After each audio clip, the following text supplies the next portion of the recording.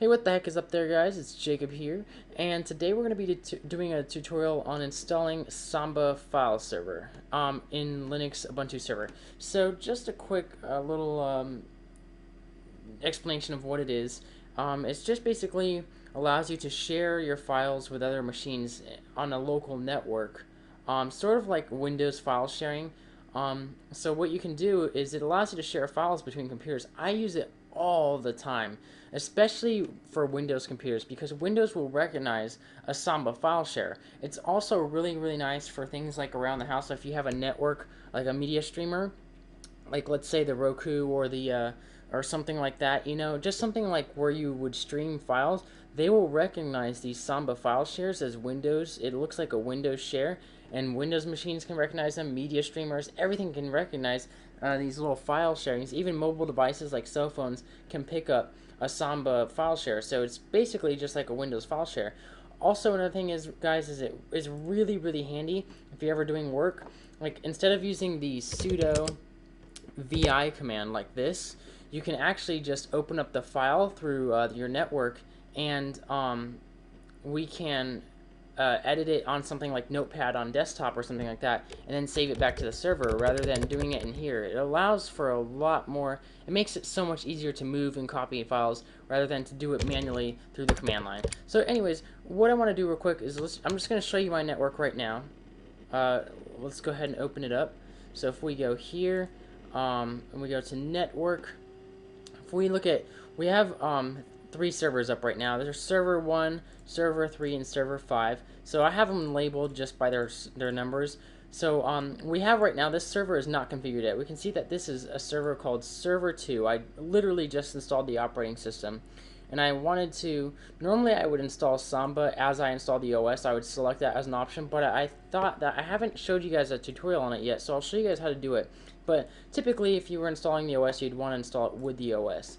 So I just want to show you guys that there is no server 2 here yet. So you guys, I'm not cheating, but also that it shows up, this is a Windows machine and this is a Linux machine, okay? And then you can go in here and you can literally just navigate through it like, oh, this server's not on anymore. I don't know why it still sees that, but you can literally go through here and navigate just like a normal Windows computer.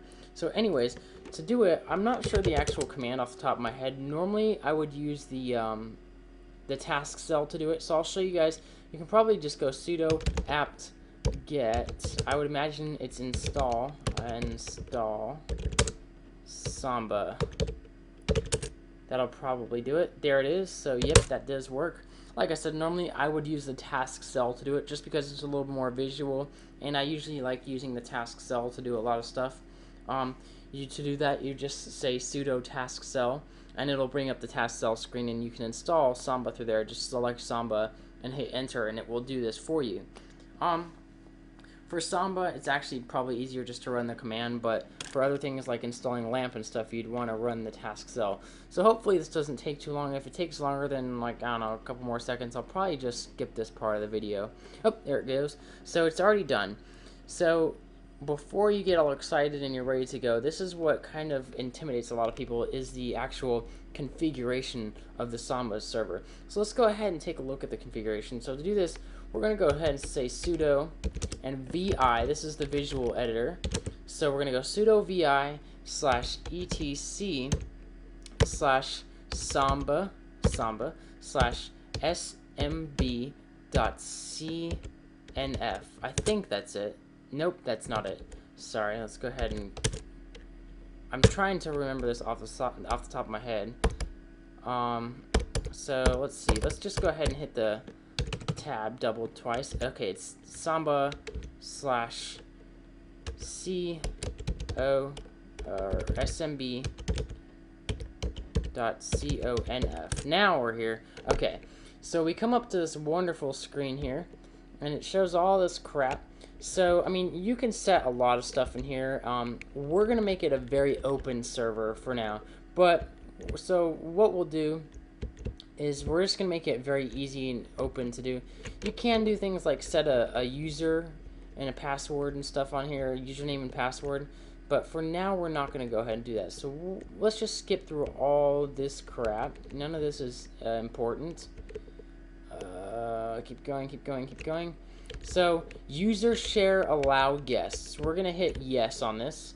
And again, if you want to be very secure, blah blah blah, and you want to have a password and stuff on here, you can do that. But for the sake of this tutorial, we're just gonna keep it a very open and public server.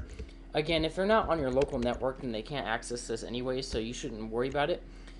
But anyways, you can share printers and stuff on here. These are just examples. Those are actual setups, but so let's go ahead, and this is how you would share. This is an example of how you would share the CD-ROM. Let's just go ahead and make a whole new one. I like to just throw it kind of at the end, or it doesn't really matter where you put it. So I'm just going to go ahead and put it in here. So we're going to go ahead and hit the insert key so that we can start inserting. And I'm just going to make something. You put a bracket and you put whatever you want to call it in here. So in my case, I'm just going to call the folder share, okay? And it really doesn't matter what you call it. Okay, so now that we've done that, you got to put all your parameters in here. So this isn't required, and not all these are required, but it's just what you want to put in here. You can put a comment, so this is, and then you have to put the equal sign, and you can put something in here like this is going to be our share,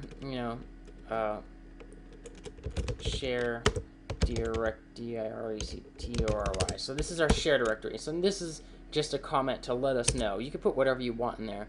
And then you can put read only, and that's just as it sounds. You can make it so that they can only read on here. They can't write to it. In our case, we're just going to go ahead and hit no, because of course you want to be able to write to it. If you can't write to it, what's the point, right? We're going to go ahead and I actually like to specify the path first. So let's say path. Now, for the path, you can make it whatever you want. Now this is where you got to be careful, and you can make this whatever you want. You can just say slash, and that'll give you the whole directory, the entire server. Let me show you guys kind of what this looks like. And you can make multiple shares too. You can make share, you can make whatever you want. Let me show you guys kind of what it looks like. So if we go ahead and go to, let's just break out Windows E again, and then let's go to the computer, the network, and let's go to server 5 here. Now you'll notice that there's actually 2 shares in here, okay? There's a folder that I have on this server called shares. Now inside here, I have just all of my main files, okay? This is what I use for my file server. This is where I go to store all my files on my 2950. I drag them and drop them into here, and this just is kind of just where all my files are. But let's just say I want to edit a configuration file on this server, okay? I want to go in here and I want to edit or add something to the var/www or whatever. If you want to actually get to the root of the server, you can make it just the file path just slash, and that'll take you to the root. So I have 2 folders. This is what I use for like my file sharing, but if I actually want to get to the root of the server and I want to control or get to any file I possibly can get to on the server, here it is. And then I can go here and go etc, and then I can go in here and I can go and I can edit. Let's find the Samba real quick. Here we are under the Samba, and here we are under this smb.conf, and I can actually edit this through the notepad right here on the desktop if I wanted to. And that's what's really cool about it, is you can make a specific path, or you can allow access to the entire server. This is a little bit more confusing and complex, and it's not very organized, so I'd recommend you can just say slash home like this for the home directory of your user, and in my case slash Jacob for the for my directory. So that'll take me to my specific directory on the server, and then we'll go ahead and say read only, no, and then we'll say browsable equals yes. So, and then we'll say guest okay equals yes. And again, this is just a very open server. It's not, we don't have passwords or anything on this. This is just an example of how to get a quick server running really quick on this Samba file server. So I mean, you can put whatever parameters you want in here, and there's like 20 other things you can specify if you want to. I forget what another one is. You can make it so that when you create a file, it makes it, you can make a certain chmod, a change modify, or create mask. Here it is. So you can make a create mask, so that when you create a file in there, it gives it that mask. So create mask, I like to say, equals 777, just like that, so that it's pretty much open. Again, this is not what you'd want to do on like a public server or anything, but if it's your own server at your house, you can pretty much open everything up, unless you have like some porn or something you're looking to hide. But so let's just go ahead and leave these settings. Let's go ahead and hit escape, colon, W to write, Q to quit, and enter. Alright guys, so there's one thing I did forget to show you. If we take a look back at that configuration file, it's kind of hiding in here. So, under authentication, it's commented out at first. So if we scroll down, it's towards the beginning here. Remember when I said that it doesn't really matter, blah, blah, blah, all that stuff? There's this security thing. So you see authentication here, and there's security, and this is commented out. Now, you're going to want to uncomment this. So this can be, it's by default set to user. So let me just kind of show you this real quick. If we go to access this share right now, if I go to the network, and then I go to server 2, it's going to, actually, okay, by default, it'll prompt you for a password, a username and password. It didn't for me because I had already put it in. So that's a horrible example. But when you log into the server for the user, it's gonna say username and password, and what the username will be is not your server username. For some reason that doesn't work for me. You can set it up so that it works for you, but just put for the username root, and then put your root password, and that would typically allow you to use a password for the folder. So just set security to user, your username will be root, and your password will be your root password that you use to log into your server. If you want to use your actual username, you set that up somewhere, sorry guys, up here where you have all your users and all this crap. Like I said, for now I'm not going to go ahead and cover all that, but what you can, it's just so much easier just to say security equals user and just say that your username is root and use your root password. But if you don't want a password or anything, like I said, we're going to use for this example, let's just go ahead and hit insert, and for security we'll just say guest, G-U-E-S-T. So security equals guest, and we'll go ahead and escape, semicolon, or colon rather, and then W and Q, right quit.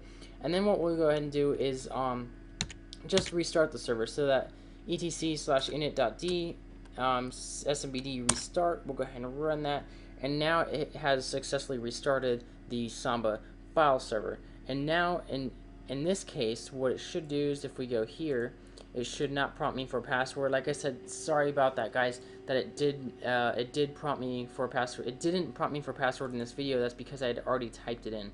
But now it will allow you access without a password if you set the security to guest. So now we have this folder called share. Now let's just go ahead and take a peek at that one more time. If we look at it in our setup, we have this folder called, or this little setup down here called share, this configuration. We called it share down here, and it's going to my home directory, the my home folder. Now in there's really nothing in my folder right now. If we were to escape out of this and quit, if we go ls, which is my folder right now, there's nothing in there. But if we go ahead and let's just go ahead and drag a file into there real quick. Let's just go ahead and drag this little text document inside there. So if I drag that into this folder, it says we need permission to do this. And here's another thing, guys. This is one thing I want to explain is your folder that whatever you're writing or reading from or whatever, it doesn't overwrite this chmod thing. So let's just go ahead and make a directory, mkdir, and let's just call this directory a folder, folder. Okay, so if I make this directory, now if we refresh this, we're gonna see a folder on here called folder, right? But now we have to sudo, this has to be chmod 777 folder. Now we can write to it, okay? So before, if I try dragging this in here, it's going to say, hey, Chief, you can't do that. The reason being because you don't have the permission to, but because we chmoded this to 777, we drag this in here, and now it'll say, sure, you can do that. So now if we go ahead and we hit ls folder, and we can see that the text document is in there. Magical, right? So it's really useful to do stuff like that. Another thing is, let's just go ahead and show you that, like, that root path real quick. I'll show you guys how to set that up. So if we go ahead and hit the configuration, and then we go all the way down to the very bottom, and we'll set up another one right next to it called root. So this setup that we have right here, this share, this takes us to a specific path on the server. It takes us to my home directory. So if we actually go ahead and we create a new one called root, this is going to take us to the root directory of the server. We don't need a comment, so for the path, let's just go ahead and hit equals slash. So this is going to take us to the very root of the folder, the root drive. We're going to say read only equals no, browse equals yes, browsable equals yes, guest okay equals yes, and we're not going to create a mask for this one, so let's go ahead and hit escape, right quit, and restart the server. Let's see where it's at. There it is. So it's going to restart it. So now if we go back to server 2, we see that there's two shares here now. So this is going to that specific directory, and this is going to our entire server. So this is really nice for if you ever want to use it to, you know, get any location on your server. Again, you're probably going to run into access permissions. You're going to run into permission problems if you want to just start copying files into here. A lot of them aren't going to let you. You just go in there and sudo chmod them to 777 if you want to just get full access to them.